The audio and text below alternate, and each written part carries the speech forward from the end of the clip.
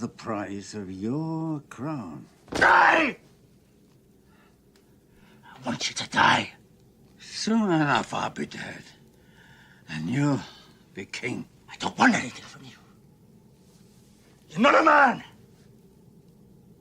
You're not my father.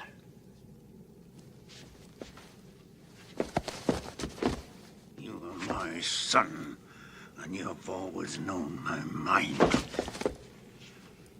You deceived me. You let yourself be deceived. But in your heart, you always knew what had to happen here. At last, you know what it means to hate.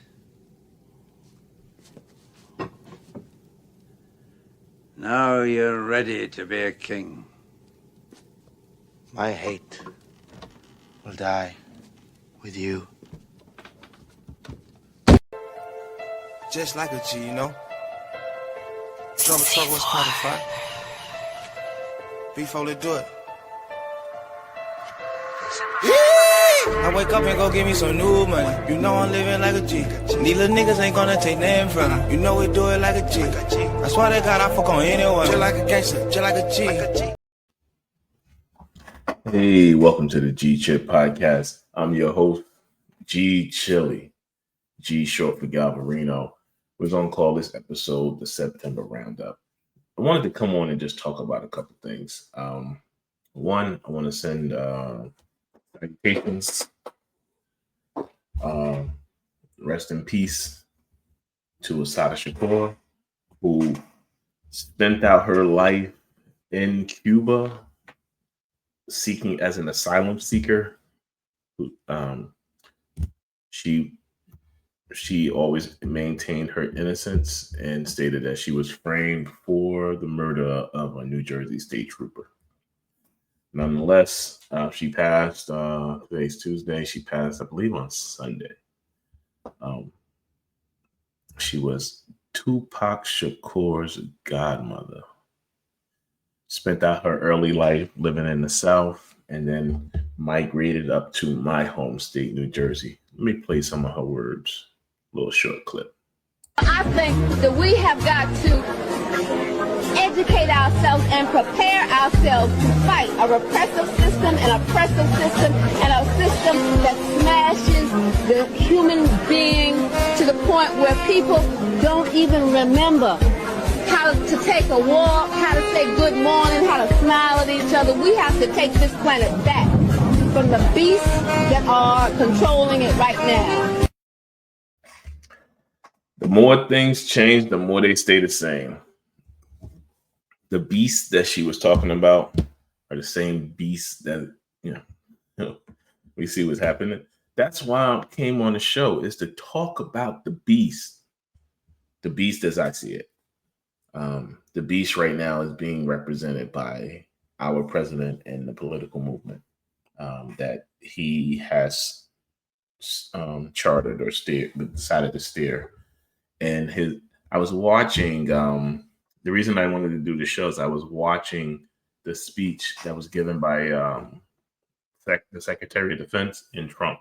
I'm not going to really focus on Trump today. I'm going to just talk about a couple of the clips from the Secretary of Defense. Well, not even talk about the clips. The first thing that strikes me about him is he always speaks down to everyone, and talks about the need for merit-based selection in every arena. Height, weight, ability, merit-based. But then he's a person who, in my opinion, didn't merit the position he's in. So I had to look and I had to see, what was the qualifications of the last 5 Secretary of Defenses? And I'm going to actually turn the information I pulled together and make it into a graphic.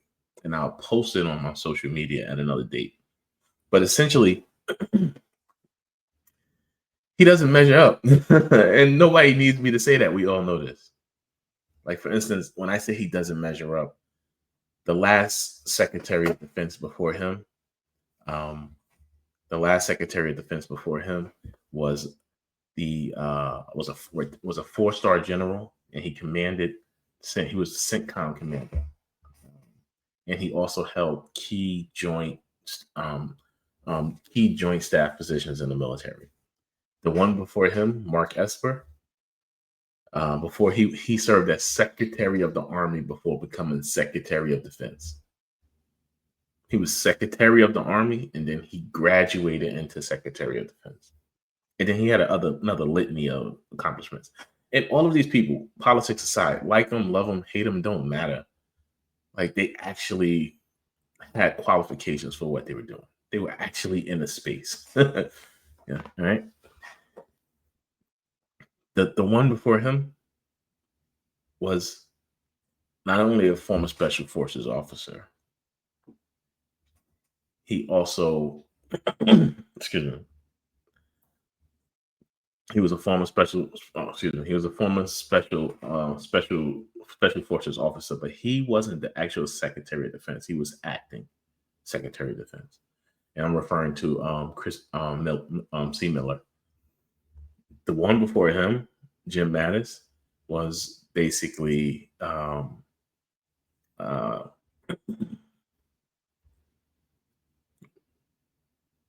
I can't even read my own writing.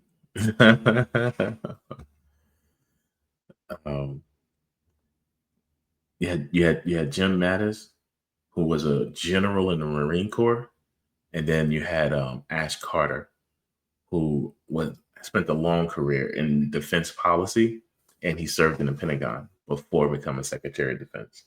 So now we go to Pete Hegseth. Where you go to Pete Hegseth, who's the current Secretary of Defense, and his qualifications is he graduated from Yale, joined the National Guard, and served as a guard at Guantanamo Bay with a short deployment overseas in Afghanistan. Then he went into media and wrote books. And Trump made him in charge of the largest organization in America, in charge of the global empire. And this is the person that talks about merit-based something to fly every general and every officer that we have and berate and talk them into the room about being hard on the troops.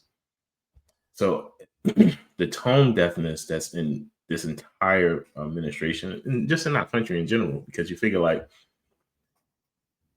everyone's always speaking about the fact that some woke left that doesn't exist, that's berating them and keeping them in check. And what they're really only upset about is that they can't conduct their vile acts in public, that they've been forced to do the indecent things that they love to do in places like Epstein Island. There was a time in American history, there was about a 600-year period, in my humble opinion, there was about a 600-year period where vile people could just be vile without consequence to the majority of other people. And when I say vile people, I'm talking about specifically people from the dominant group who kind of colonized and took over the place. They were able to go around and you could just do what you want to the people that was around who wasn't you. And there was no one who would ever even be you. There was no consequence that would come from it. And those people had no voice that had to be listened to. And what bothers people like Pete Hegseth the most is that there's voices that he had to hear for some time. And what bothers the people who like him. So he likes to rail against DEI, but he is DEI. He shouldn't have the job he has. He should have still been working on a hateful news station, doing antics on weekends when he was a weekend anchor. But that's my humble opinion about him. But what do you expect when you get? What do you expect when we elect a guy like this? With great emotion. She actually indicated that she loved it. Okay, she loved it until commercial break. In fact, I think she said it was sexy, didn't she? It was very sexy to be Didn't she say that? Sir, I just want to confirm. It's your testimony that E. Jean Carroll said that she loved being sexually assaulted by you? Well, based on her interview with Anderson Cooper, I believe that's what took place. Now, unless somebody comes and tells me that that was an ordered video, AI video, you got a person who says that a person thinks it's sexy to be raped. Oh, I ask you, sexy to be R-worded. They'll probably ban this video. Sexy to be R-worded, and then they put into power a person who is trying to do everything in his power to remove certain populations out of the military. And he keeps saying this is not about getting women out of the military. And so one policy that he decided that he's going to implement, and this one is very telling, it's that he had a 10-point plan. And if I'm not mistaken, I'm not really looking at the list. I don't know if they even put out a list, but I think it might be point number 3 or point number 5. And whichever, nonetheless, what the point of it is, they're going to remove secrecy, anonymity from filing harassment claims or filing any kind of claim. So basically, if you're being accosted, assaulted, or abused in the military moving forward, you have to walk with your abuser to complain about him. That's like saying you got to take your robber to the police, or take the person who assaults you to the police. You have to accuse them in front of them. Like, people have a right to face their accuser, but that's after the case has begun. He's like, nah, they'll face you before there'll even be a case. So in an organization where there's a strict hierarchy, you're saying you're going to force the minions to challenge the superiors in open court before there's even a case. So it's very telling, but it's expected when you have when you're appointed by a president who is callous enough to say that somebody thought that being R-worded was sexy. So I feel like what's really gotten the Secretary of Defense and Trump panties in a bunch is China. I mean, I'm not saying, it's not breaking news, but I think that watching the Chinese military in the discipline, but the thing is, China didn't have to castigate or abuse the women in their military. You know, they have men in their military and they have women in their military. They don't say that the women has to do I don't know what the Chinese policy is. I'll look into it. Correct me if I'm wrong. But the demonization, trying to treat the ills of the American military and say that the ills of the American military is somehow the fault of the fact that women have joined at a higher rate than any time before, or that some other group that you may not like have joined at a higher rate than any time before. To say that the fault of us losing wars we shouldn't have fought, or the greed of corporations we shouldn't have supported, it's the reason why we're going to lose the next war that these fools choose to go into, that we don't need to go into. And I didn't want to make this a long podcast. This is just a quick hit. And I wanted to, let me play this. Let me play this right here to put a pin in that point. Mr. Abrams also challenged me, saying that China's military buildup is a challenge, a threat to our neighboring countries. I told him point blank, no country in China's neighborhood is a match against China in terms of military power. China's military buildup is a matchup against only one country, that is the United States. China will never allow the United States to launch a war against China, conventional or nuclear, without suffering devastating consequences. If you have not watched the Victory Day parade in Beijing on September the 3rd, one of the weapons China demonstrated, we call it 61, because it can contain 60 nuclear warheads plus one hydrogen bomb. Now, in the world of today, let me tell you, which country has hydrogen bomb? China is the only country with hydrogen bomb. And that ICBM can cover every corner of the world in less than 20 minutes and destroy any target in any corner of the world without any possibility of being intercepted. I hope Washington has learned the lesson. If you want to have war, you will get war. If you want to destroy China, you will be destroyed. If you want to impose nuclear war on China, you will be wiped out by nuclear war. This is very serious. China's policy is very clear. China will not fire the first shot, but China will not allow you to fire the second shot. And the way that video ended, I think is the key. That by the way, the speaker in that video, his name is Victor Gao. I really enjoyed listening to him. He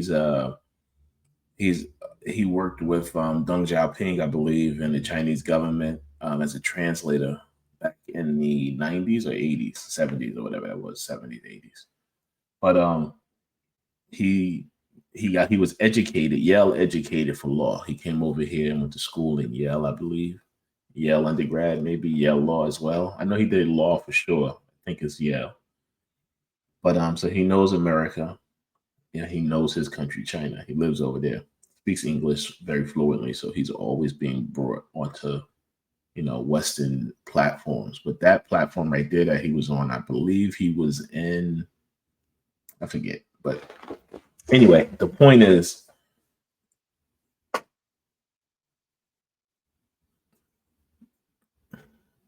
this fool Hegseth is changed the name of the Department of Defense to the Department of War, which is accurate. It's what it should have been called. We changed the name from the Department of War to the Department of Defense to kind of sugarcoat the Department of Defense and make it sound like we weren't an aggressive empire building nation. So it was like a PR stunt, change the name, make the drug sound like a cookie, Which is going back to what we were. We're going back to the nation that was was G-wording all of the Native Americans, We're going back to that. And so, in my opinion, what the people like Hegseth want is they want to get a force full of the same like-minded people that are willing to G-word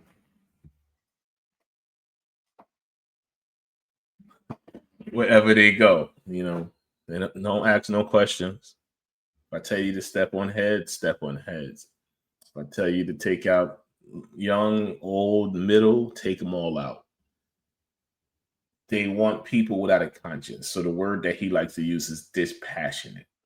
Because for some reason, he thinks that by being dispassionate, it makes them stronger. What they fail to realize, and this is something I had a conversation with some people who were in the military. What they fail to really grasp is that they were never stronger.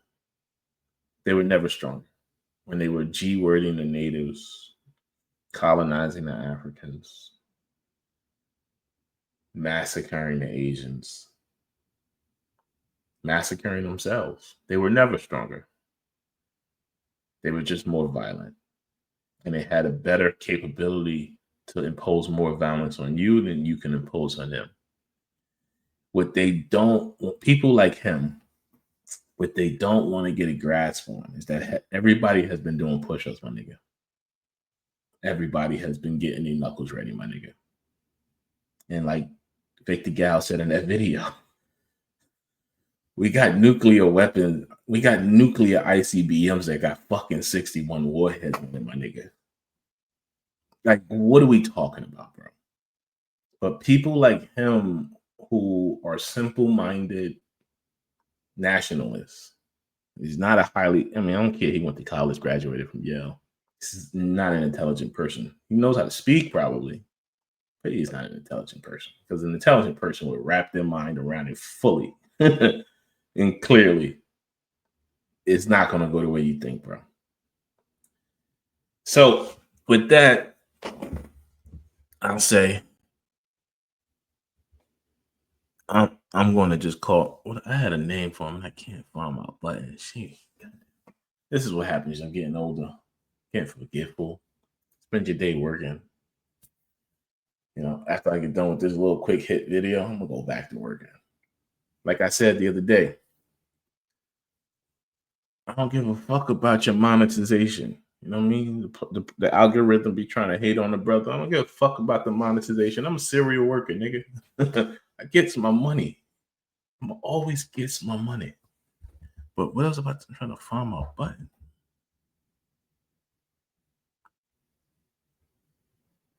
Oh wait, before I go, I fucked that button. I'll do it. I'll show it next time. I got more clips that I want to play about this SecDef guy, but I don't want to beat a dead horse. I'm gonna take my foot off the gas right now, but I'm gonna end it up on this note. I was watching this video, and it was a guy who was watching street racing. I hate street races myself, but you know, a guy was watching the street racing, and the cop arrested him or gave him a ticket for it. He's not arrested on video, but I'm gonna just play it anyway. Actually, I might not play the whole video because it's like a minute and 20 seconds. I'm gonna add that to the time. All right. Deputy County Sheriff's Office, being stopped for spectating racing and burning out. Need your ID, please. I'm being what? You're being detained. I need your driver's license, please, for citing for spectating on racing and burning out. Who says I was spectating? We have you on video, sir. I need your license, please. So it's illegal to watch? Yes, sir. It's a moving violation. It's a moving violation? Yes, sir. All right. Yeah, so what happened was, I thought was funny was the cop said, we have you on tape spectating as people were racing. And the guy said, is it illegal to watch? And the cop said, yes, sir. And that would be like saying it's illegal to watch a robbery. It's illegal to witness a crime happening and do nothing about it. And someone in the comment section on that video, he said, I don't want to hear nobody tell me that this is a free country anymore. And I said to him, I said, this is the thing that always gets me is the confusion that I feel like people have. And I was like, you know,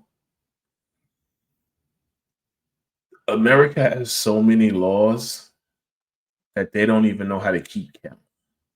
There are legal scholars who they try to spend their time calculating the amount of laws there are in America. We are one of the most litigious societies, legal societies. There's pretty much not much you can do that's not a crime in this country. The country has never been a free country. There was freedom allowed for certain groups. And I said to the person, I said, a country that was built on G-wording people and enslaving people and segregating and Jim Crowing people, where you had to literally fight for everything you can get and beg and plead to get allowed to do more. Why are we... to me, it's like there's something wrong with you if you call that the land of the free. Is there nice shit out here? Yes. Can you have fun out here? Yes. Is shit built up out here in a decent enough way that you can move around comfortably? Yes. Is it free? Depends on what's free for you. I haven't lived in other countries. I'm sure that they have their constraints. We call it repressive. But no, just like it's repressive in other countries in some capacity that we don't accept, it's as repressive here in capacities that other people may not accept. So it's pick your poison, you know, choose your pill. I don't know. But anyway, that's going to be it. I think I'm going to keep all of these Chit podcasts short.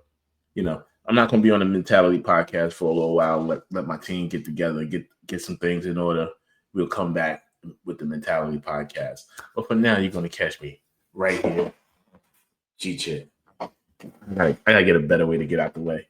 I like this more virtual background. I'm gonna actually get like a real one, I think, and then I won't have to. I could just slide the chair over without trying to hide the office. All right, but hey, should I? Let me do it again. Let me do it again because it's still not. Let me do it again. Let me put my song on. We're gonna go out. We're gonna go out with a bang. Hold on. Hopefully I don't wake my daughter up with this.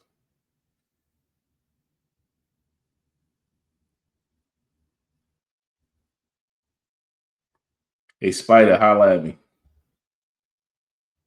Come on for an interview.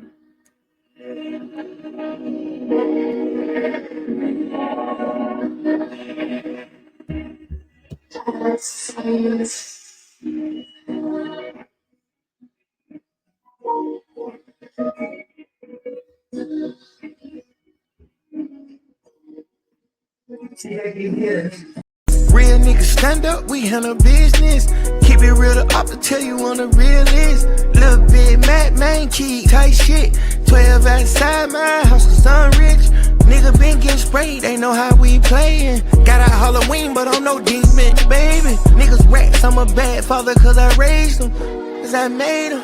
I need real love in my face. Peace and blessings on my face. Let my love spread, this ain't no phase. Blaming Jesus off of my face. My real brothers contribute to my pain. I'm putting racks up every single day. I've been coping, spending every day. I've been decent, living out of space. I came from nothing, now we made it to the top.